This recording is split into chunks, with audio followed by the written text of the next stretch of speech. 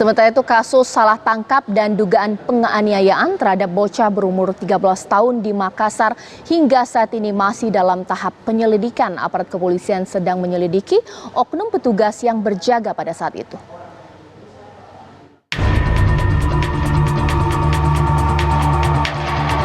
Ditpropam Polda Sulawesi Selatan menyelidiki kasus dugaan salah tangkap dan penganiayaan terhadap remaja MF yang berusia 13 tahun.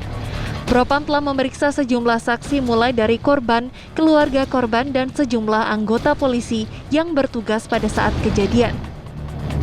Dari hasil pemeriksaan sementara, korban MF mengaku dipukul dan terlindas kendaraan petugas. Namun saat dilakukan pemeriksaan, hal tersebut tidak terbukti. Sementara pengakuan polisi yang menahan MF, dirinya tidak sengaja melukai MF.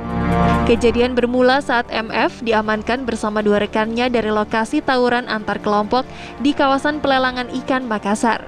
Korban sempat mencoba kabur dan saat kembali ditangkap, korban mengalami luka lebam.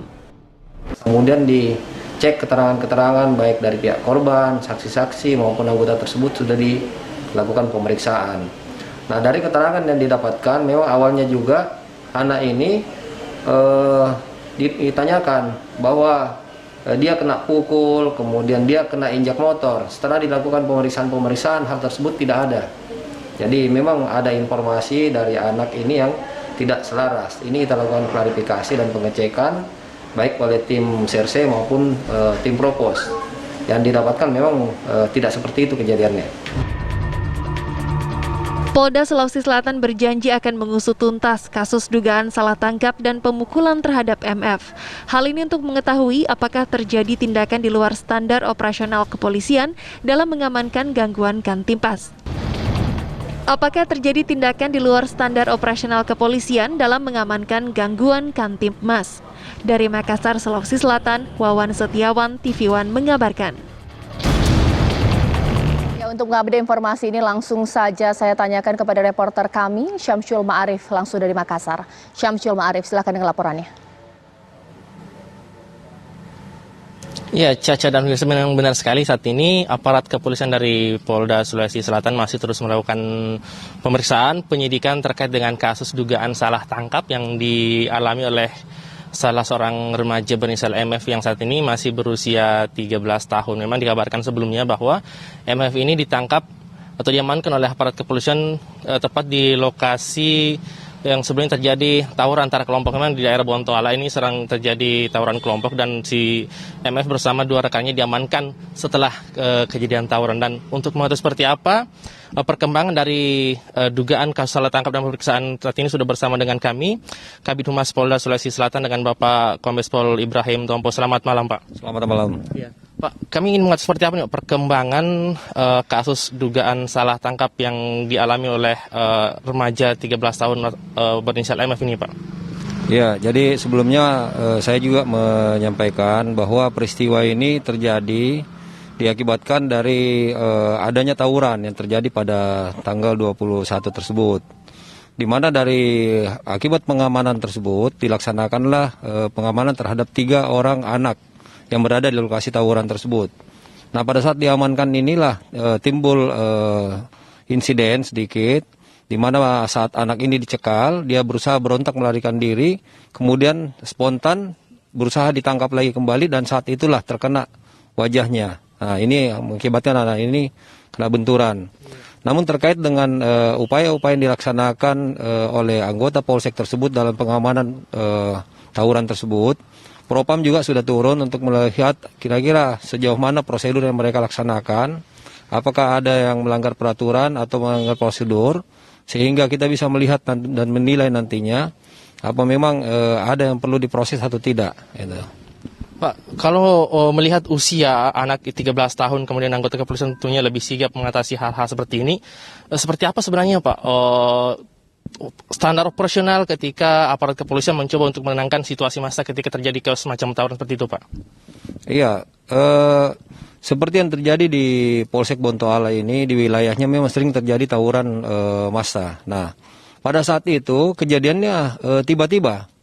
Nah, pada saat kejadian juga di lokasi atau TKP itu tidak ada anggota yang bertugas di situ atau standby di situ saat itu. Nah, jadi cuman mendapatkan informasi oleh piket, kemudian meluncur langsung ke TKP. Nah, pada saat melaksanakan pengamanan, masyarakat itu sempat bubar. Nah, itu merupakan upaya untuk mengantisipasi atau menurunkan tensi dari Kamtibmas yang ada di sana. Kemudian upaya lain yang dilakukan, melakukan upaya penegakan hukum dengan mencari informasi-informasi yang ada di TKP tersebut untuk bisa mengurai permasalahan yang terjadi. Nah, langkah selanjutnya itulah biasanya dilakukan upaya-upaya represif. Nah, ini seperti yang terjadi di Polsek Bontoala ini. Setelah upaya pembubaran terhadap massa yang tawuran, kemudian dilakukanlah upaya represif dengan melakukan penyisiran terhadap lokasi tersebut. Nah, disitulah anak ini ketemu.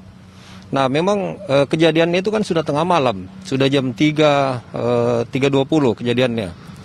Nah, pada saat itu patut kalau anggota dan curiga melihat adanya anak-anak yang berada di sekitar situ. Makanya dengan selesainya tawuran seperti itu, yang dilakukan mengamankan dulu untuk mendapatkan beberapa orang bisa diambil keterangannya. Pak, ini kan selain MF ada 2 rekannya lagi Pak yang diamankan, kemudian dibebaskan. Apakah kenapa sih Pak tidak ditahan saja kalau memang mereka ternyata ini benar-benar pelaku tawuran Pak? Kenapa masih dibebaskan Pak? Iya, jadi pada saat tawuran memang itu kan kejadiannya banyak massa yang terlibat di situ. Nah, keterlibatan massa yang ada di situ otomatis informasi ini kan belum kita dapatkan. Nah, pada saat upaya untuk melakukan penegakan hukum di situ didapatkan beberapa orang yang biasanya diamankan. Nah, dari orang-orang yang diamankan ini diambillah keterangan-keterangannya, kemudian dilihat alat-alat buktinya yang terkait. Nah, terkait dengan anak ini memang karena kejadiannya tiba-tiba unsur bukti-bukti pendukung yang mengarah kepada anak ini memang tidak ada. Selain juga itu pertimbangannya anak ini kan masih belasan tahun. Nah, jadi otomatis upaya yang dilakukan pihak kepolisian biasanya melakukan pembinaan terhadap anak-anak di bawah umur tersebut. Berarti dasar pembinaan itu menjadi dasar utama Pak sehingga anak tersebut diamankan. Nah, pertanyaan kemudian Pak, apakah bagaimana dengan nasib 2 orang temannya ini? Apakah mereka masih tetap ditahankah atau juga sudah dilepaskan Pak? Sama, perlakuan untuk anak sebenarnya kita kan berupaya untuk tidak menimbulkan traumatik kepada anaknya. Nah, terkait dengan 3 orang ini, 3-tiganya diperlakukan sama dan akhirnya sama-sama dikembalikan setelah diambil keterangan-keterangannya. Tetapi itu pengambilan keterangan itu dilaksanakan di unit khusus, unit PPA. Pak, itu untuk 3 orang yang diamankan kemudian dilepaskan dikembalikan ke orang tua untuk dilakukan pembinaan. Nah, kemudian bagaimana dengan pemeriksaan penyidikan?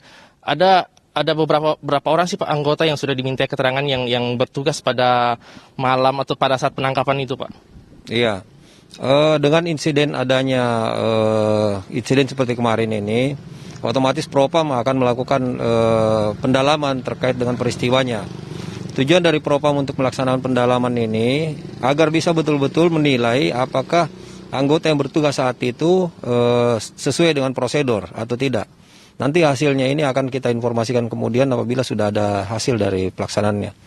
Sampai dengan sekarang sudah ada 3 orang yang diperiksa, namun mungkin akan bertambah karena beberapa anggota saat itu kan memang melakukan pengamanan. Otomatis dibutuhkan keterangan-keterangannya untuk melengkapi fakta-fakta yang ada nantinya.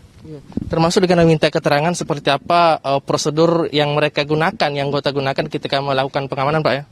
Ya benar, ini kan insiden yang terjadi itu, ini menjadi motivasi sehingga Propam turun ke situ untuk melihat kira-kira memang prosedur itu sudah sesuai atau belum. Ya, nah ketika ternyata ini betul salah tangkap anggota kemudian ada kesalahan prosedur dalam penanganan. Nah, seperti apa proses hukum yang akan diterima oleh oknum anggota yang dinyatakan keliru ini Pak? Dalam hal ini kita tidak berasumsi ya terkait dengan permasalahan yang terjadi sebelum ada faktanya. Nah, tetapi kan kita sudah ada undang-undang yang melapisnya, otomatis ada kode etik, kemudian disiplin, itu yang jelas melapis anggota kepolisian yang bertugas. Pak, baik. Terima kasih Pak Ibrahim atas informasi yang diberikan kepada kami, Caca dan pemirsa. Itu tadi keterangan dari Kabid Humas Polda Sulawesi Selatan dan tentunya upaya penyidikan dari aparat kepolisian masih terus akan dilakukan untuk mencari tahu seperti apa duduk perkara dari kasus ini. Sementara itu dulu yang dapat kami kabarkan dari Makassar, kembali ke Caca di Jakarta. Terima kasih Syamsul Ma'arif mengabarkan langsung dari Makassar. Dan pemirsa, sebelum saya ke informasi selanjutnya, yakni mengenai suami yang tega membakar istrinya sendiri, kita saksikan kabar terkini berikut ini.